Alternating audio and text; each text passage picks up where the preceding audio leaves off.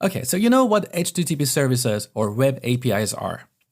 Now, over the next few lectures, we're going to build a web API for implementing CRUD operations around customers. Our API endpoint will be at /API/customers.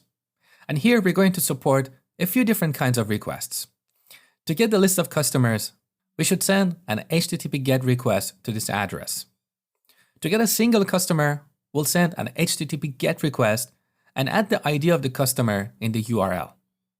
To add a customer, we'll send an HTTP POST request to this endpoint and add the customer data in the request body.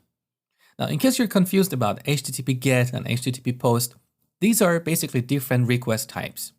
We use GET to get a resource and POST to create one.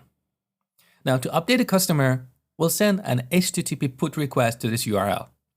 So the ID of the customer is in the URL, and the actual data or properties to update will be in the request body. And finally, to delete a customer, we'll send an HTTP delete request to this endpoint.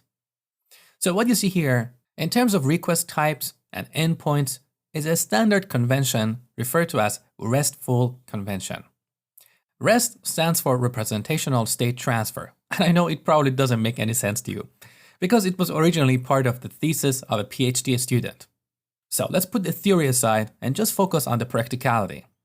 This convention you see here is what you find in most HTTP services or web APIs out there.